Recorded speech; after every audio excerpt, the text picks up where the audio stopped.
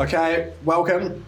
We're sitting here in the beautiful Pietra Ligure, looking down the coastline, and we've just finished 2 epic days of practice and we're about to go racing. I'm joined by lovely Morgan Charre. And this is Charre.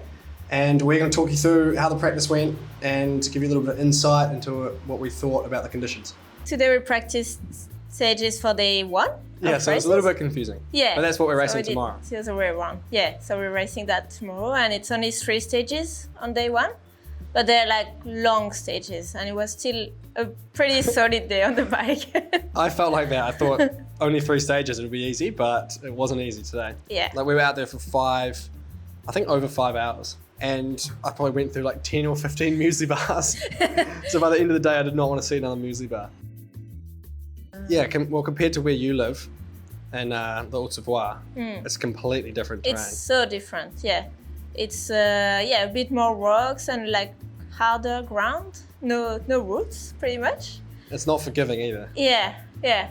But it works really well as well in the wet. Yeah. Today we had some rain on stage 2 especially, and I think it softens everything slightly. It's feel so almost harsh. better. Do you think is it hard to set up a bike here compared to other places? It's a bit different. So I came in with like my setup, which I was like pretty happy about, and didn't change it before I came here. And then I was there, and I was like, oh, actually, could do a few changes. What did you change? Not too much in the end. I just went like 1 volume spacer less in the shock. Yep. And a bit more pressure in the fork. So Because I made a change today, quite a big change. Oh yeah? Probably the biggest change I've ever done in practice. And after stage 1, I took my fork completely off. Oh yeah, I saw that actually. Gave it to Joel, and then Joel took his fork off and gave it to me. What's the difference? So different model. It's the Zeb instead of the Lyric, and different travel. So it's a 170 instead of 160. Okay. Check back at the end of the day and let you know, but this is why we're really lucky to have Joel riding around with us. Good lad, isn't he? And I hadn't ridden the Zeb for a couple of years, but then it felt mint this afternoon. Felt better, yeah. I think it felt better. Just having a bit more travel mean I could have it softer.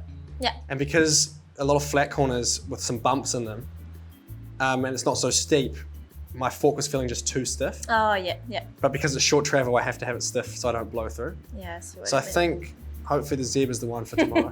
Perfect, good choice. Last minute changes. I know. Usually that's not me. Yeah, but sometimes it works. Yeah. I guess day 2 has more sort of shorter, sharper stages. There's still one big one.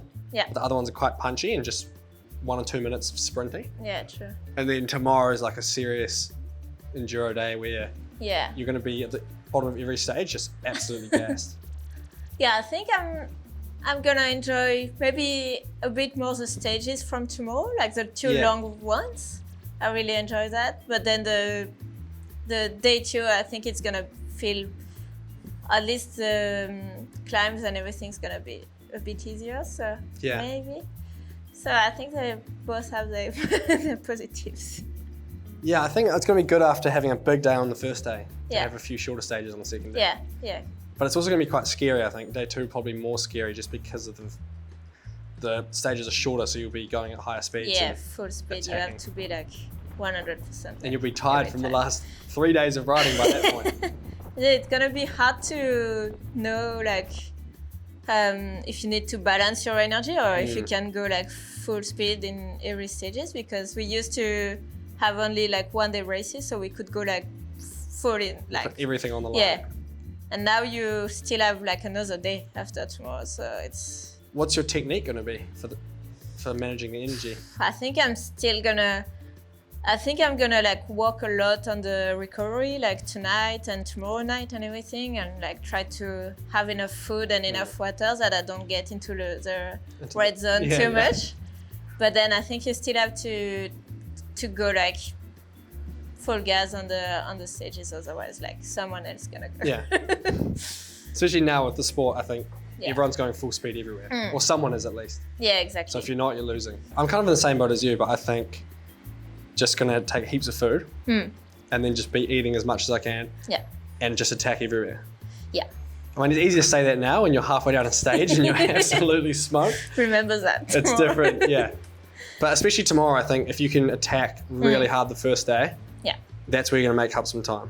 I saw you stopped at the end of stage 2 to check out the rock line. Yeah, because at the end of stage 2, I saw the rock, and it's like kind of a bit of camber in the wet. So I was like, oh, what am I doing?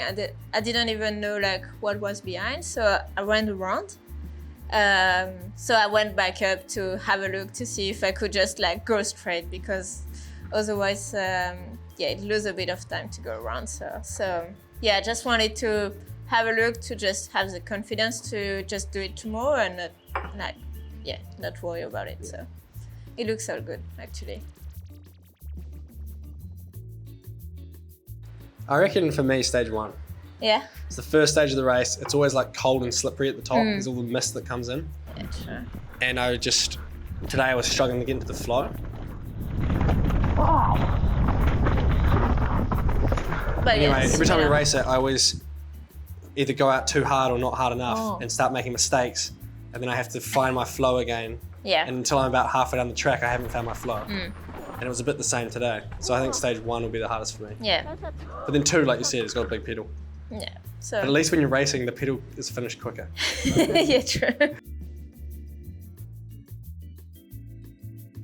Stage 2 for me. Yeah, I think the same, because there is a pedal, but all the corners and everything, they're like kind of flowy and not flowy, but you can read them quite well. And it kind of works. And you just have to, And we raced it 2 years ago already. Yeah. And maybe 4 years ago as well, or 5. So we kind of know how it is during race already. So yeah, I agree. Good. Stage 2. Yeah. Yeah, what do you think about? Have you been through that zone before? No, I had never been. I had no idea there was a way to connect these two, like those mountains. Yeah. And I mean, it probably wasn't a way, you know. Yeah, maybe there was for biking anyway. And now there is. Yeah. But it was so nice when we came past this waterfall. Yeah, it's beautiful. It's a deep really blue pool of water. Yeah. So I can just park up there, have a swim, have a cup of tea. Yeah, exactly. And it went on for a while, like probably an hour of sort of pushing your bike and climbing down through the waterfall and then up the other side and across. That's nice though. I like that. Like you said, it's the adventure, right? Yeah, it's different than what we used to have, like usually. So yeah, it feels like we discover like a new place almost, even if we've been there. Yeah. How important do you think line choice will be tomorrow for race day 1? Yeah, I think on probably stage 1 and 2, it's kind of main line, or there isn't like that many lines, I feel like. And there's probably more on stage 3, or like you could miss a few insides or stuff like that. What do you think? Yeah, it's the same, I think. Yeah. Stage 1 and 2, and they're so long. If you make one little wide line when you should have put inside, it's going to come out of the wash because you just have to keep moving quick. Yeah. But on that last stage, the time's going to be so tight. The line's more important. So, but I mean, this whole race, to be honest, is probably pretty straightforward in terms of line choice. Like it's long, physical, but because of that, there's not too much decision making. Yeah. You kind of often following what you see. Yeah. Try to make the best of it. Yeah, you follow your instinct and then you just keep going. Right. Yeah. So on day 2, what's your favorite stage? I can hardly remember it because we practiced it yesterday. Feels long ago now. Yeah, that first one, I'm just going to run through it in my head. Well, I'll run through it speaking so I can remind myself. But the first one, stage 4, is up on that hill with the quite rubbly dirt. I think that's quite cool. It's a good way to start. And then that long one up from the top, I quite enjoy that long one. Especially that middle section with those sort of rocky slabs. And then at the bottom, you're bombing the rock garden. Yeah. So, yeah, I think stage 5 will be my favorite day 2 stage.